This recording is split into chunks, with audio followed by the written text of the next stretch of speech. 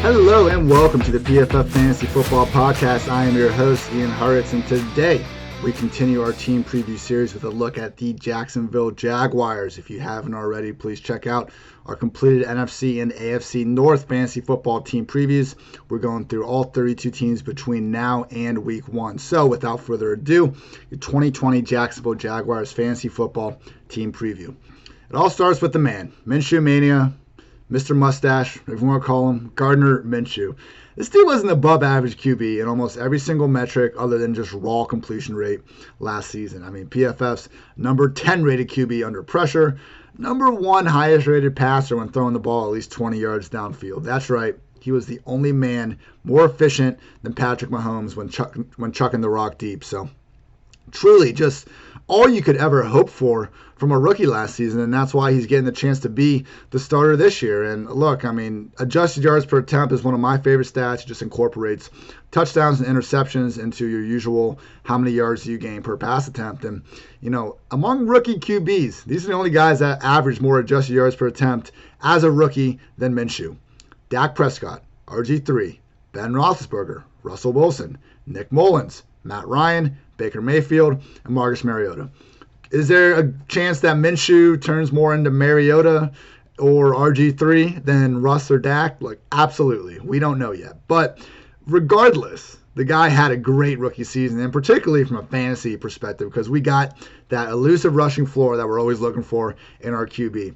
Dude was 5th in rushing yards behind only 4 other QBs. I mean, Lamar, Kyler, Josh Allen. The guy had such a high floor, and they were all on scrambles. Like, he is not a statue. He has, a Ryan Fitzpatrick YOLO ball, I'm going to scramble and still throw downfield most of the time type mindset. I mean, every single rushing yard he gained last year was on a scramble. So I would not be shocked if this is, far less of a sign of future rushing production as opposed to someone like Josh Allen or Kyler Murray that is consistently, getting designed rushing looks. But either way, we know we don't have a statue in the pocket. The guy can get off script. He's going to need to probably behind that offensive line this season. Look, arrows pointing up at Gardner. It's not the best scenario, but again, there is this 2019 Dolphins vibe I'm getting from this team where, no, they're not going to be good, but Minshew might be good enough to make them entertainingly bad. And that's what we got to hope for with this Jaguars team. Moving on, the backfield. Leonard Fournette, everyone. I mean, this was my number 1. I think you should fade him relative to ADP running back in my article I put out a couple weeks ago. And I understand the touches were there and the volume's there. In fantasy football, we want to follow that volume. I mean, only Zeke and McCaffrey had more touches than Leonard Fournette last year. Through the pass game, it was just ridiculous. I don't think anyone really saw this sort of pass game usage coming to this high of an extent. I mean, only McCaffrey, Austin Eckler, and Tariq Cohen had more targets than Fournette. Obviously, those targets they should not have been going to Fournette. Only Tariq had a worse yards per attempt efficiency metric than Fournette among 38 dudes with at least 100 targets last season. I mean, it was not a good idea to throw the ball to Fournette. They kept checking the ball down to him. A lot of that did come in Nick Foles starts as well. But however you want to put it, I mean, Fournette scored 3 touchdowns on 341 touches, and it didn't even matter. He finishes the PPR RB7 because volume is that important in fantasy football. I don't think the targets are going to come, though. I think if your target projection for Fournette is even 50 next season, I think that is just far too high. They added 1, Jay Gruden to now run the offense, and 2, Jay Gruden's seemingly only BFF in this world, Chris Thompson, the Washington football team's longtime scat back, running back. And I don't think people realize, yes, Thompson is a pass down back, but he was truly last year being used as a number 1 pass game option type of pass down back. Only Austin Eckler and Christian McCaffrey had more targets than Chris Thompson in weeks 1 through 5 before Jay Gruden was fired last season. Just madness. I don't see how. We got Raekwon Armstead there, and of course Devine Ozigbo. There's some random truthers out there. Maybe you're listening to this pod. There's guys there, and Fournette has continuously seemed to piss off this front office, rightfully or wrongly. I mean, there's so many players with Yannick, Ramsey. It seemed like Boye didn't exactly leave on great terms. It just seems like every good player that's wants to kind of get a second contract from this team, other than Myles Jack, is just being kind of left in the dust with this front office. They dangled him for trade talks this offseason. It's just a situation where there's enough front office turmoil, there's enough potential for real-life workload regression, and I just don't think we've seen all that great of a, real-life football player to have me spending, a third-round pick on Fournette in upcoming drafts. They're just running backs, I think, in safer situations with safer touch floors and more upside. So generally, I am staying away from Fournette at his cost. I would much rather get a baller wide receiver at that point. Moving on to wide receivers, speaking of them, DJ Chark. I'm drafting DJ Chark ahead of Leonard Fournette, all else equal, in fantasy football this year. I think Chark is one of few wide receivers that is the undisputed number one pass game option in their entire offense. This guy had 97 targets in 14 games with Minshew last season. Dede Westbrook at 86 was the next closest guy. Chark, he's kind of, some people call him a breakout candidate for this year. Guy had 73 catches for 1,008 yards and 8 tutties last year. That's hardly the look of a guy yet to break out. He's an alpha. He's got size, speed. He is fun to watch. His yak ability after the catch is wild. He's the type of big-bodied talent that also has the athleticism still, have a full route tree and make things happen. So very excited to see what Chark can do in year 3. Dede Westbrook, 2016 Biletnikoff winner, took a step back last season. I think his spot in 3 wide receiver sets is most at risk of being lost to second rounder Laviska Shenault. And Laviska had a bunch of people tell me to really watch this guy's highlights because he's gotten some Cordero Patterson comps over the offseason, but he's fun. He's fun after the ball. Honestly, he's almost got like an Alvin Kamara smoothness to him, even though he plays wide receiver. Just a bunch of kind of shorter, pop passes and stuff like that he was getting. A bunch of wildcat snaps too. The guy's electric with the ball in his hands. Wouldn't be shocked if we see a situation like we did with Chark where he more or less redshirts his first season with the Jaguars. They already have 3 pretty good wide receivers. Maybe it's like 20 to 30 design touches throughout the season, more of like a Mecole Hardman type situation. I think the talent's there. There's some injury concerns. There's, he was named as going into the draft as a potential big bust among, some random and anonymous NFL analysts and front office people.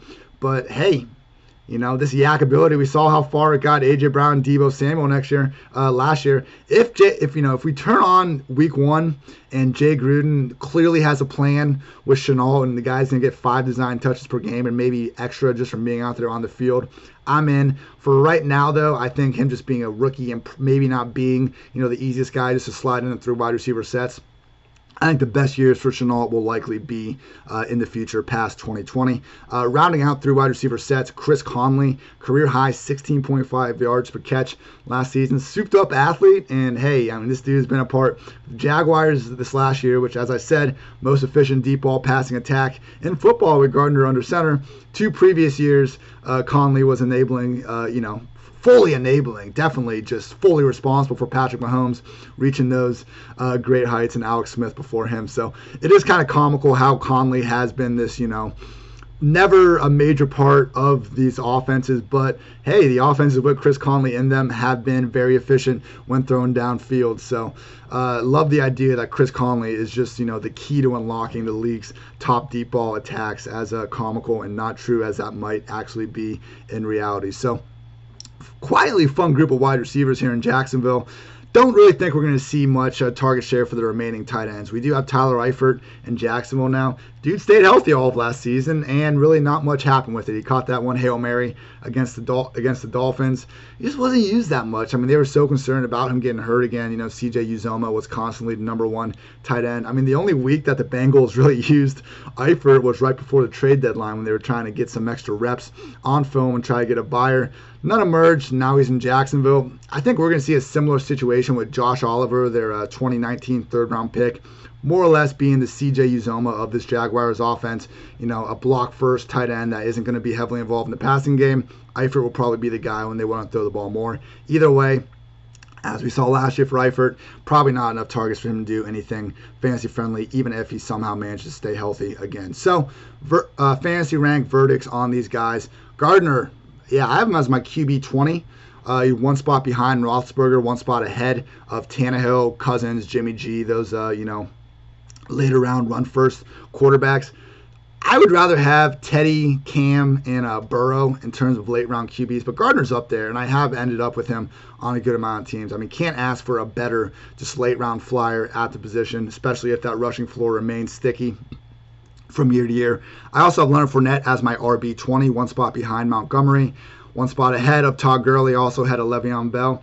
He's just going more at that RB 14 to 15 range. I'm taking guys like James Conner, Clyde Edwards-Helaire, Melvin Gordon, David Johnson, and Chris Carson over Fournette, who, again, I just think those guys, they have a similar touch ceiling when you factor in the likelihood that Thompson steals a ton of pass down work, and there's just so much risk with the front office. I am not reaching on Fournette in any fantasy draft this season. If he happens to fall to you in 4 or 5, okay, great, go ahead, but do not reach on this dude. DJ Chark is my wide receiver 19, one spot behind Mike Evans, one spot ahead of Devontae Parker. And it's just the more you look at it, it's like, who is going to lead this Jaguars passing game? But sneaky, potentially good passing game in targets. It's clearly Chark. We need to treat him as the undisputed number 1 wide receiver that he is. Next wide receiver I have is Dede, all the way down to wide receiver 76. I don't draft him. Between him, Shenault, and Conley, really a mystery who becomes number 2 in this passing game. Eifert is my tight end. 34, again, wouldn't draft him either. I mean, he's like a best ball, tight end 3, tight end 4, dart throw at best. So Jaguars win total 4.5. I mean, big time sheesh. This is tough. Anyone expecting them to win fewer than 5, a little bit of a slap to Minshew, but man, I kind of find myself taking that under as well. I mean, this defense, we talk about the Panthers having the worst defense in the league. Jaguars, I think, need to be anyone's idea of that number 2 worst defense. I hope it's an entertaining tank that they're trying to do. And look, when I say tank, no, football is too dangerous and too physical of a sport for players to go out there and do anything except give 100%. I think it's impossible for players to tank. If you go out there and give 75%, you're not going to have a job. They are playing for their jobs. To put on the helmet and go play is 10 times harder and more risky than half the things that any other professional athletes do. So I would never disparage a team and imply that they are not giving their 100% all on game days. Now, the front office, I do think, is trying to put this team in a position to not win games this year, hopefully find their QB of the future if Minshew doesn't do his thing. If Minshew does do their thing, great, they got their quarterback. But I just think you look at the rest of the roster, the amount of guys they've allowed walk, the lack of resources they've kind of put out there to bring in new pieces to make them competitive this year.